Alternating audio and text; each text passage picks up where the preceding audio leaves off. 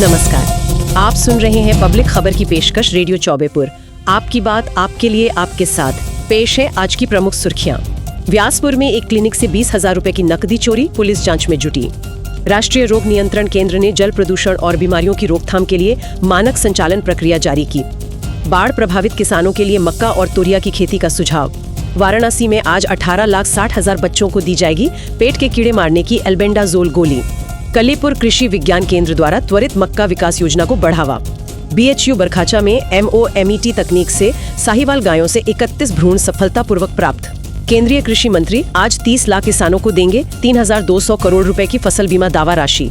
बेंगलुरु पटना विमान खराब मौसम के कारण बाबतपुर एयरपोर्ट पर उतारा गया। बाबतपुर एयरपोर्ट पर नकली दुल्हन पकड़ी गई, शादी के नाम पे ठगी करने वाले गिरोह का पर्दाफाश। अब पेश है पूरी खबरें विस्तार से। चौबेपुर के व्यासपुर गांव स्थित चौबे कटरा में धौरहरा निवासी डॉक्टर मंजय कुमार भारद्वाज की डिस्पेंसरी से रविवार दोपहर लगभग 20,000 रुपए नकद चोरी हो गए हैं। बताया गया है कि डॉक्टर भारद्वाज अपनी अनुपस्थिति में डिस्पेंसरी का शटर खुला छोड़ गए थे। इसी दौरान एक पल्सर मोटरसाइकिल पर सवार हेलमेट पहने चोर ने दराज तोड़कर चोरी की वारदात को अंजाम दिया है। ये पूरी घटना डिस्पेंसरी में लगे CCTV कैमरे में कैद हो गई है। प्रभारी निरीक्षक अजीत कुमार वर्मा के अनुसार पुलिस फुटेज के आधार पर मामले की जांच कर रही है। राष्ट्रीय रोग नियंत्रण केंद्र ने जल प्रदूषण की जांच और जल जनित बीमारियों के रोकथाम के लिए एक मानक संचालन प्रक्रिया जारी की है। इन दिशा निर्देशों में जल की गुणवत्ता की नियमित जांच पर विशेष जोर दिया गया है। साथ ही ब्लॉक स्तर पर जल गुणवत्ता के हॉटस्पॉट की पहचान करने और जल जनित बीमारियों के संबंध में सामुदायिक स्तर पर जागरूकता बढ़ाने के उपाय भी शामिल किए गए हैं। बाढ़ से प्रभावित क्षेत्रों के किसानों को कृषि विशेषज्ञों द्वारा सलाह दी गई है कि वे अपनी खराब हुई फसलों की क्षतिपूर्ति के लिए मक्का और तोरिया जैसी फसलों की खेती पर विचार करें। विशेष रूप से मक्का एक महत्वपूर्ण विकल्प के रूप में उभरा है, क्योंकि इसकी खेती साल भर की जा सकती है और ये अपेक्षाकृत जल्दी तैयार होने वाली फसल है। वाराणसी में आज राष्ट्रीय कृमि मुक्ति दिवस के अवसर पर एक बड़ा अभियान चलाया जा रहा है। मुख्य चिकित्सा अधिकारी डॉक्टर संदीप चौधरी ने जानकारी दी कि जिले के 1 से 19 वर्ष आयु वर्ग के 18,60,000 बच्चों को पेट के कीड़े मारने की दवा एल्बेंडाजोल खिलाई जाएगी। ये अभियान सभी सरकार द्वारा मान्यता प्राप्त और निजी स्कूलों, मदरसों तथा आंगनबाड़ी केंद्रों पर आयोजित किया जा रहा है, जिसमें ईंट भट्ठों पर काम करने वाले श्रमिकों के बच्चे भी शामिल हैं। डॉक्टर चौधरी ने बताया कि कृमि संक्रमण बच्चों में कुपोषण और रक्ताल्पता का एक प्रमुख कारण है और इस दवा से बच्चों के स्वास्थ्य, पोषण स्तर, रोग प्रतिरोधक क्षमता और सीखने की क्षमता में सुधार होता है। इस अभियान के तहत शहरी क्षेत्र के 7.5 लाख और ग्रामीण क्षेत्र के 11,10,000 बच्चों को लक्षित किया गया है। अभियान के सफल संचालन के लिए 3,914 आंगनबाड़ी केंद्र, 2,853 स्कूल और बड़ी संख्या में शिक्षक, डॉक्टर, ANM तथा आशा कार्यकर्ता जुटे हुए हैं। 1 से 2 वर्ष के बच्चों को आधी गोली पीसकर, जबकि 2 वर्ष से अधिक उम्र के बच्चों को पूरी गोली चबाकर खाने के लिए दी जाएगी। जो बच्चे आज इस अभियान में शामिल नहीं हो पाएंगे, उनके लिए 14 अगस्त को एक मॉपअप राउंड आयोजित किया जाएगा। वाराणसी के कलीपुर स्थित कृषि विज्ञान केंद्र सरकार की त्वरित मक्का विकास योजना को सक्रिय रूप से बढ़ावा दे रहा है। केंद्र के अध्यक्ष डॉक्टर नवीन कुमार सिंह ने बताया कि इस योजना के अंतर्गत किसानों को मक्का की खेती के लिए मिनी किट और अन्य आवश्यक सहायता प्रदान की जा रही है।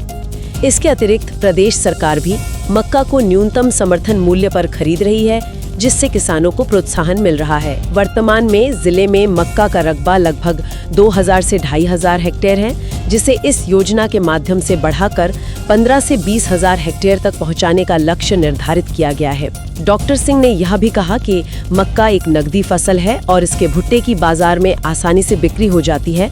काशी हिंदू विश्वविद्यालय के कृषि विज्ञान संस्थान, राजीव गांधी दक्षिणी परिसर बरखचा, मिर्जापुर में multiple ovulation and embryo transfer यानी MOET तकनीक के जरिए एक महत्वपूर्ण सफलता हासिल की गई है।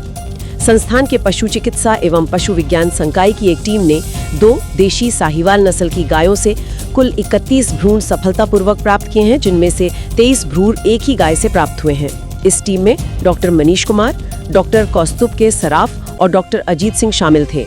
इस तकनीक का मुख्य उद्देश्य सरोगेट गायों में उच्च आनुवांशिक गुणवत्ता वाले भ्रूण प्रत्यारोपित करके श्रेष्ठ दुधारू गायों की संख्या में तेजी से वृद्धि करना है। इस परियोजना के अंतर्गत अब तक 3 उच्च गुणवत्ता वाली साहीवाल मादा बच्चियां भी पैदा हो चुकी हैं।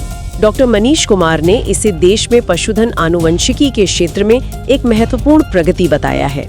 केंद्रीय कृषि एवं किसान कल्याण मंत्री शिवराज सिंह चौहान आज राजस्थान के झुंझुनू में आयोजित एक कार्यक्रम में प्रधानमंत्री फसल बीमा योजना के अंतर्गत 30 लाख किसानों को 3,200 करोड़ रुपए की फसल बीमा दावा राशि का डिजिटल माध्यम से भुगतान करेंगे। इस महत्वपूर्ण अवसर पर राजस्थान के मुख्यमंत्री भजनलाल शर्मा, केंद्रीय कृषि राज्य मंत्री भागीरथ चौधरी और राजस्थान के कृषि मंत्री डॉक्टर किरोड़ी लाल मीणा भी उपस्थित रहेंगे। रविवार दोपहर बेंगलुरु से पटना जा रही एयर इंडिया एक्सप्रेस की उड़ान संख्या IX2792 को पटना में खराब मौसम के कारण वाराणसी के लाल बहादुर शास्त्री अंतर्राष्ट्रीय हवाई अड्डा बाबतपुर पर आपात स्थिति में उतरना पड़ा। विमान में कुल 135 यात्री सवार थे। हवाई अड्डे पर विमान में ईंधन भरा गया और मौसम साफ होने की पुष्टि के बाद लगभग 45 मिनट रुककर विमान शाम 4:06 पर पटना के लिए सुरक्षित रवाना हो गया।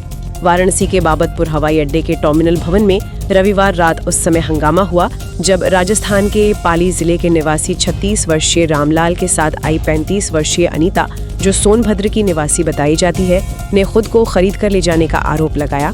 सूचना पर पहुंची फूलपुर पुलिस ने जांच शुरू की। इंस्पेक्टर प्रवीण सिंह और चौकी इंचार्ज सत्यजीत सिंह की जांच में ये बात सामने आई कि अनीता शादी के नाम पर लोगों से ठगी करने वाले एक गिरोह की सदस्य है। उसने रामलाल से शादी करने के लिए 2,20,000 रुपए लिए थे। पुलिस के अनुसार अनीता पहले से शादीशुदा है और 2 बच्चों की मां है, लेकिन उसने खुद को कुंवारी बताकर रामलाल से शादी की थी।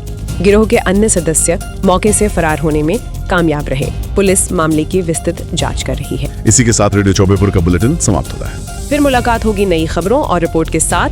तब तक के लिए दीजिए इजाजत। नमस्कार। Disclosure: the voices you're hearing has been generated using AI to produce bulletin quickly. We stay committed to bringing you timely, truthful, and transparent news.